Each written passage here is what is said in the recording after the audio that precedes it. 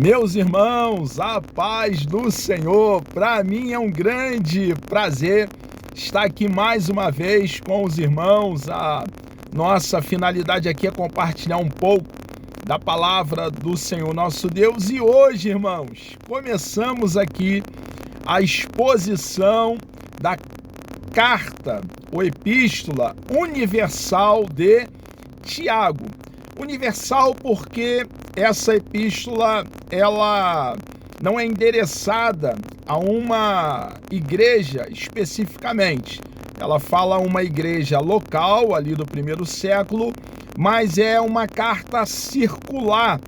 Ela circula por algumas igrejas ali daquela região da Ásia Menor. Irmãos, é uma epístola extremamente relevante.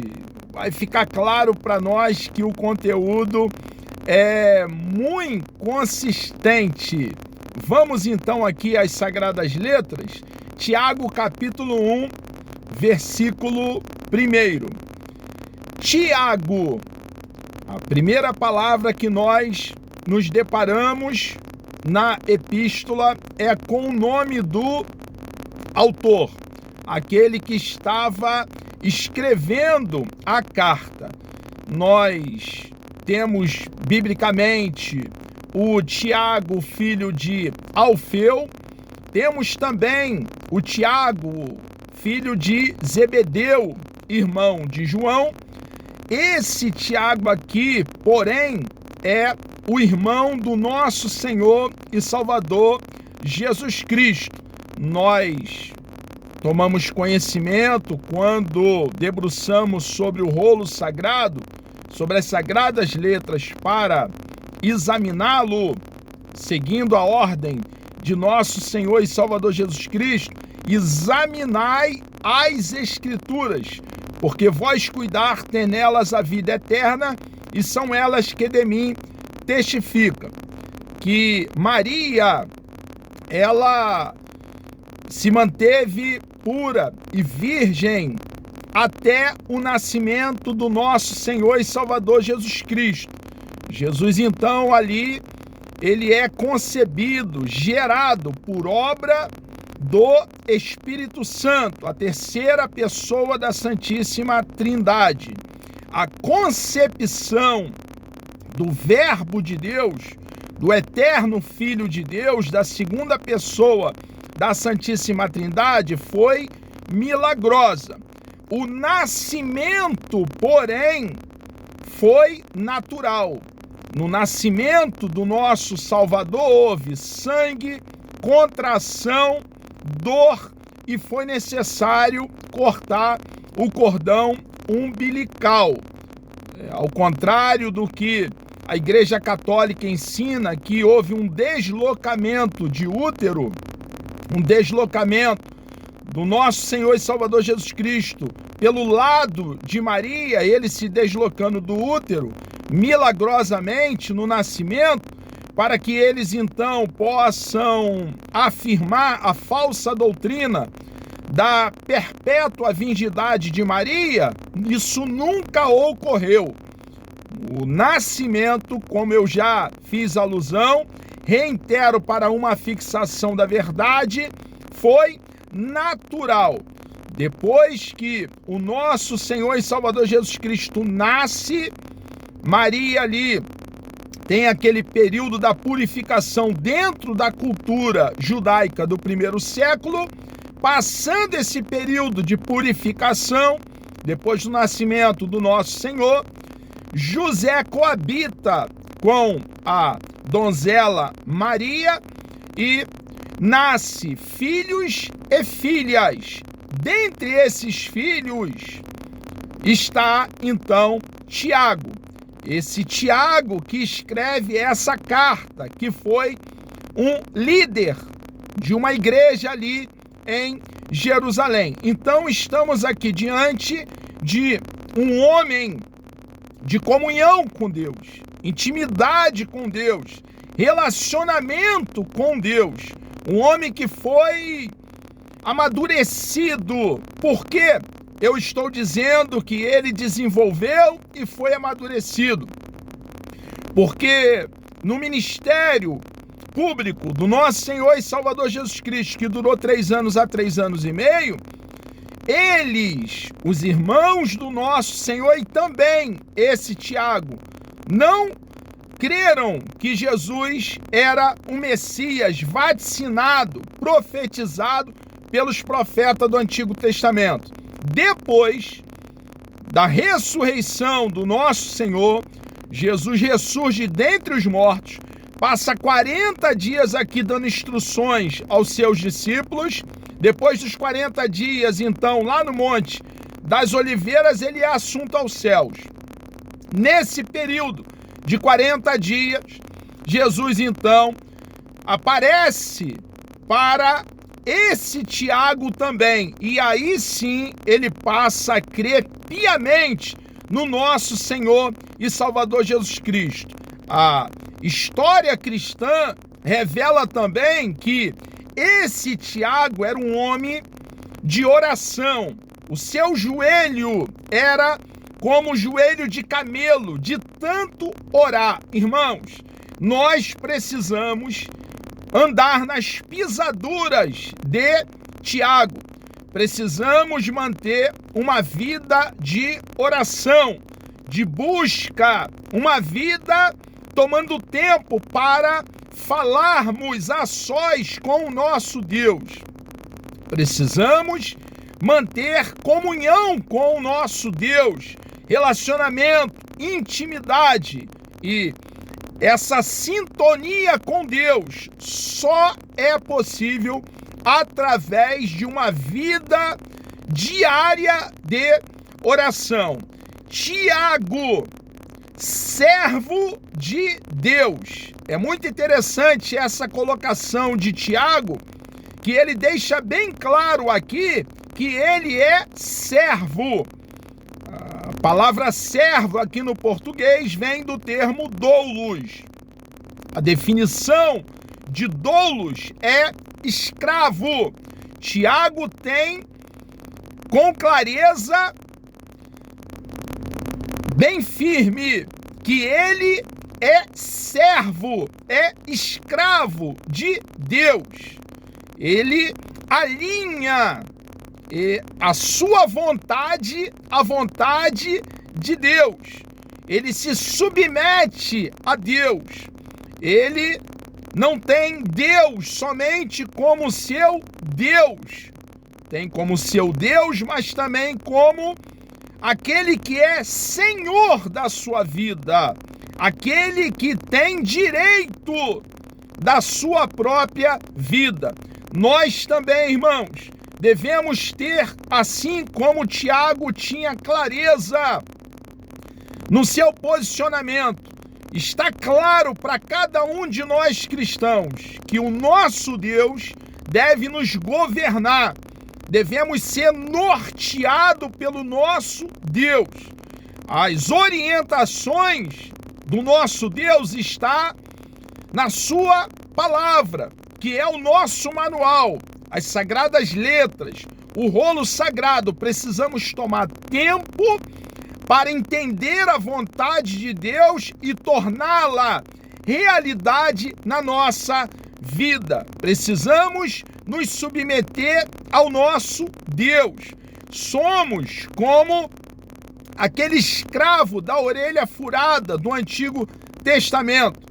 Havia ali uma ocasião em que o escravo chegava o tempo da sua soltura, dele então ter liberdade, e alguns escravos, entendendo que o seu senhor era um bom senhor e que ele tinha de tudo, estava plenamente satisfeito junto do seu senhor e não lhe faltava nada, ele voluntariamente dizia para o seu senhor: meu senhor, eu quero permanecer aqui, mesmo tendo direito à liberdade.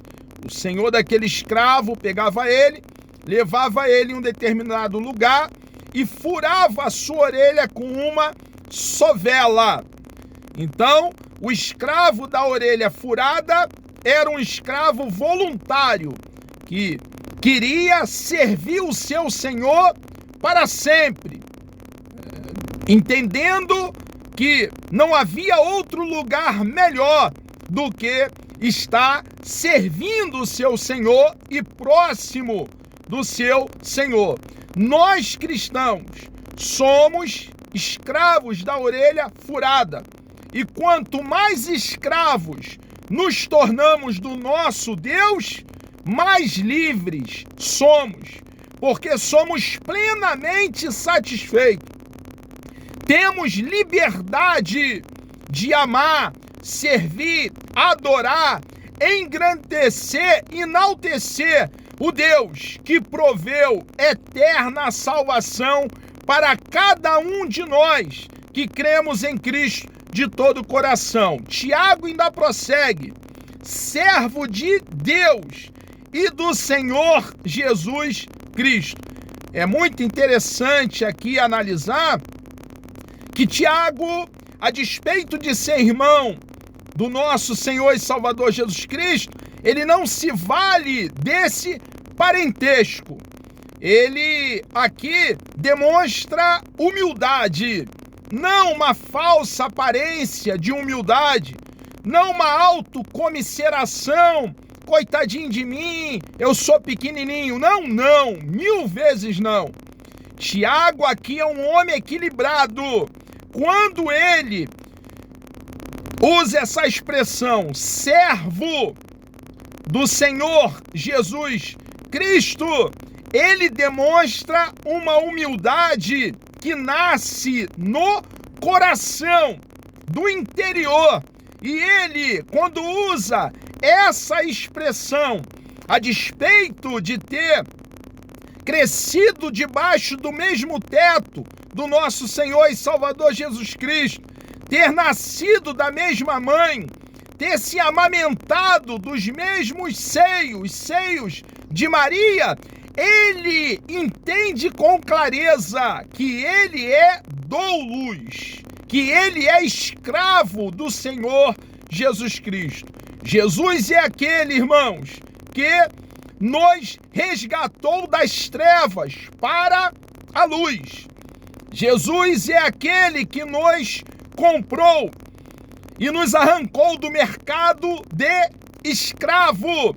Jesus é aquele que quitou a dívida que tínhamos com Deus Pai, pagando o alto preço, não com prata, com ouro, não com sangue de bode, de carneiro ou de touro, mas pagou um alto preço, e preço de sangue, não esse sangue seu e meu contaminado pelo pecado, mas sangue puro, sem mancha, sem ruga, sem mácula, o sangue do eterno Filho de Deus, sangue que limpa, transforma, purifica, nos tornou mais alvo do que a neve. Nós que fomos alcançados pela graça de Deus mediante a fé, e graça é favor imerecido, recebemos, quando cremos em Cristo de todo o coração, o que não merecíamos. Merecíamos juízo, condenação, inferno, mas quando cremos em Cristo de todo o coração, Jesus nos deu vida eterna, vida com abundância. Hoje, voluntariamente, nos submetemos ao governo do nosso Senhor e Salvador Jesus Cristo. Atrelamos a nossa vontade, a vontade daquele que nos comprou para Ele mesmo. Jesus nos adquiriu. E, irmãos, aqui estamos com a missão de proclamar, difundir, disseminar o plano bendito de salvação elaborado por Deus e colocado por Ele mesmo em prática. Tiago, então, quando ele faz essa colocação, servo do Senhor Jesus Cristo, ele se submete à autoridade, ao senhorio do nosso Senhor e Salvador Jesus Cristo. Nós também aqui estamos para nos submeter à vontade daquele que fez grandes coisas por cada um de nós, quando ele tornou Deus favorável a nós, quando cremos em Cristo de todo o coração. A justiça dele, a justiça de Cristo nos é imputada, e só dessa maneira desfrutamos então de paz com Deus. Nós que estávamos longe de Deus, distante de Deus, éramos inimigos de Deus. Hoje, irmãos, nós desfrutamos de comunhão com Deus, de paz com Deus, a mesma comunhão que o nosso papai Adão, a nossa mamãe Eva, desfrutou antes da queda. Nós hoje, em Cristo, andamos com Deus, assim como Enoque, assim como Noé estava em sintonia com Deus. Cristo abriu a porta, Cristo abriu o caminho, a possibilidade de sermos então reconciliados com Deus Pai novamente. E aqui estamos com essa incumbência de compartilhar, derramar do Evangelho, a boa notícia de salvação. O Evangelho é o poder de Deus para a salvação de todo aquele que crê. A mensagem que dá vida a mortos. Tiago ainda prossegue. As 12 tribos que andam dispersas. Israel era composto de 12 tribos. Houve uma ocasião, depois da morte de Salomão, que houve um racha no reino. 10 tribos vão para a região do norte. 2 tribos vêm aqui para o sul. As 10 tribos no norte, em dado momento, devido à idolatria, desobediência a Deus, são levados para o cativeiro assírio. E de lá nunca mais se refizeram como Reino do Norte. Se perderam por lá, foram espalhados entre as nações. As 2 tribos aqui do sul foram invadidas em dado momento devido à idolatria, desobediência a Deus pelos babilônios. Foram então levados para o cativeiro babilônio. E Benjamim e Judá, as 2 tribos, passam lá 70 anos e depois retornam para Sião. Uma minoria retorna para Sião. Então, aqui no 1º século, quando Tiago faz essa colocação, não podemos entendê-la de forma literal.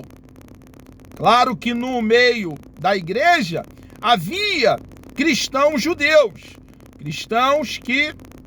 judeus que criam em Jesus de todo o coração. Havia sim cristãos judeus, mas ele aqui está fazendo alusão à igreja. Quando ele diz aqui as 12 tribos que andam dispersa, ele está endereçando a carta a irmãos nossos, cristãos, que creem em Cristo de todo o coração, que estão espalhados ali também pela Ásia Menor. Irmãos, eles estavam dispersos não por vontade própria, mas devido à perseguição, por não negarem o santo nome do nosso Senhor e Salvador Jesus Cristo. Eles tinham que deixar a sua casa, os seus terrenos, as suas posses, e em algumas ocasiões as famílias se espalhavam. Filhos iam para um lugar, pais para o outro, e alguns parentes se espalhavam devido à perseguição, por se manterem firmados no nosso Senhor e Salvador Jesus Cristo. Estavam sofrendo lutas, dificuldades. Nós cristãos temos recebido muito da parte do nosso Deus. O nosso Deus, ele nos abençoa em todas as áreas da nossa vida, mas nós não estamos isentos de luta, dificuldade, problemas, perseguição. Muitas vezes nós encontraremos no nosso caminho obstáculo. Outras vezes estaremos no vale das lágrimas. O caminho é betumado por espinho.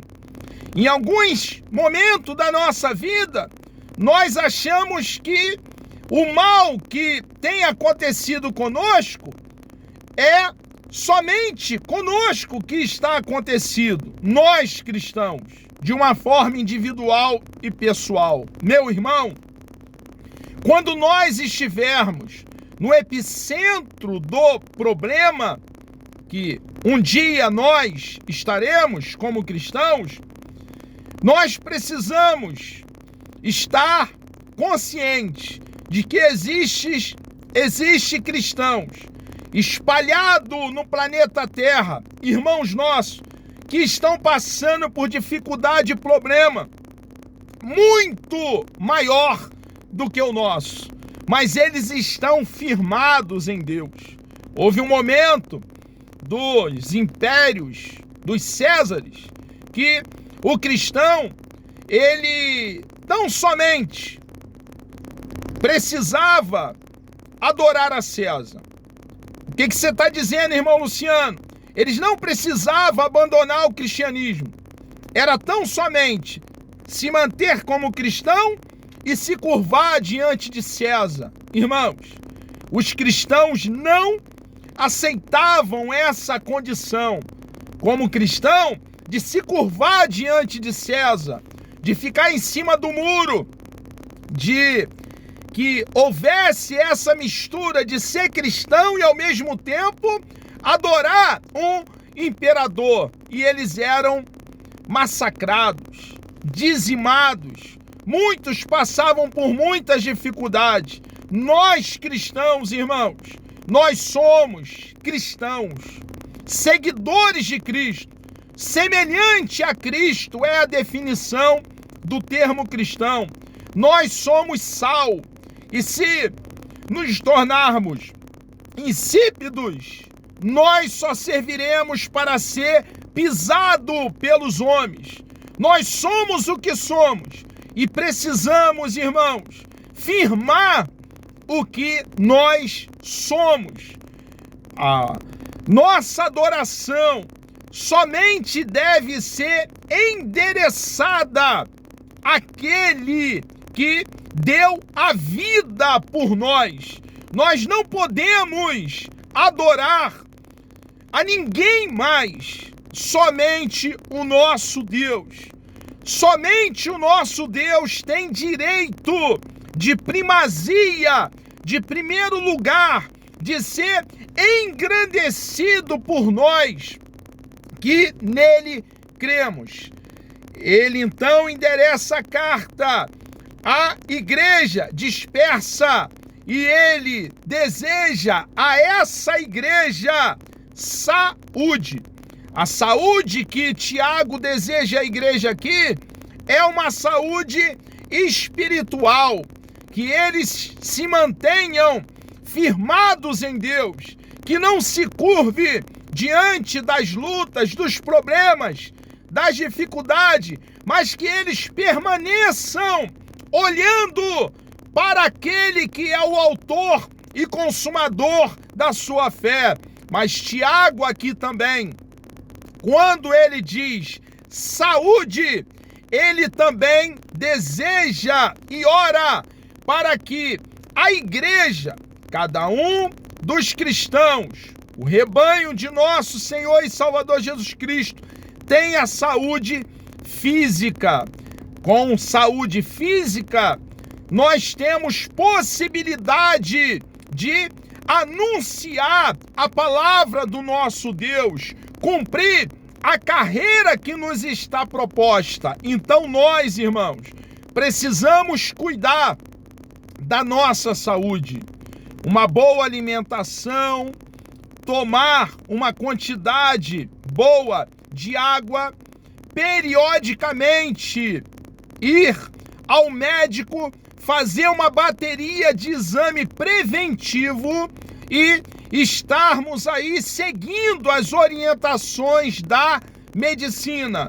Claro que nós sabemos que o nosso Deus, ele faz milagre e ele cura sem a intervenção de um médico, mas a medicina tem o seu lugar e ela cumpre o seu papel. O nosso Deus cura miraculosamente? Sim, mas uma vez curado por Deus, nós devemos, no segmento, no desdobramento de uma cura divina, procurar um médico para que ele peça uma bateria de exame e depois de comprovado através de exame que nós não temos absolutamente nada, irmãos, com os exames anteriores que tínhamos um problema e com os exames atuais que não temos mais o problema, testemunharmos com os exames na mão. É bíblico que somente o médico, aquele profissional que estudou medicina, tem autoridade para reconhecer uma cura divina. Quando Jesus, ele cura um leproso, ele dá uma ordem para aquele leproso: ide e mostrai-vos ao sacerdote. Observe que era o Emanuel que havia curado o leproso, o Deus conosco, o eterno Filho de Deus, o nosso Senhor e Salvador Jesus Cristo. Ele havia curado o leproso. Por que que ele então ordena para aquele leproso curado ir até o sacerdote? Porque em dado momento, o sacerdote, ele descobriu e disse que aquele homem estava leproso. Ele, o sacerdote, sendo também, além de um líder espiritual, uma autoridade sanitária, era ele que declarava o leproso imundo. Quando aquele homem foi diante do sacerdote em dado momento, ele, o sacerdote, como uma autoridade sanitária, disse: depois de um exame acurado, minucioso, pormenorizado, este cidadão está com lepra. Somente ele, o sacerdote, poderia declarar a cura. Ali, comprovar que aquele homem estava realmente purificado, limpo. Então, uma vez curado pelo nosso Senhor e Salvador Jesus Cristo, precisamos nos dirigir ao médico. Porque o médico é uma autoridade, estudou medicina e só ele tem autoridade para dizer, comprovar ali a cura que foi feita milagrosamente pelo nosso Deus. Irmãos, a medicina tem o seu lugar. Nós tivemos um escritor bíblico que escreveu o Evangelho, que tem o seu nome, Lucas. Também escreveu o livro de Atos dos Apóstolos. E Lucas, ele era médico, ele era um doutor. E nós, como cristãos bíblicos, entendemos o valor da medicina. Precisamos cuidar da nossa saúde espiritual através de uma vida de oração, de jejum e de busca. E precisamos cuidar da nossa vida física, fazer uma caminhada, fazer um esporte. Então, quando Tiago ele diz aqui, saúde, nós que somos bíblicos e sendo bíblico, precisamos cuidar da nossa saúde espiritual e também da nossa saúde física. Chegamos aqui ao término, então, dessa primeira exposição, Deus me dando vida até lá, querendo o nosso amado e bondoso Deus. Na próxima, estaremos aqui, então, ponderando, pensando a partir do versículo 2. Vamos orar? Deus amado, nós adoramos o Teu nome, engrandecemos a Tua pessoa bendita. Obrigado por essa grande oportunidade que o Senhor nos concede estarmos aqui. Ó Deus, aqui estamos, ó Pai, para compartilhar da Tua palavra com verdade. Por favor, meu Deus, nos dê poder, autoridade, ousadia do Teu Espírito, ó Pai, para continuar cumprindo a carreira que está proposta a cada um de nós. Peço uma bênção especial sobre os Seus filhos, meus irmãos, que estarão participando dessa exposição, nessa epístola universal tão rica, com palavras eternas que nos traz grande entendimento. Entregamos nossas vidas nas Tuas mãos e assim oramos agradecidos em nome de Jesus.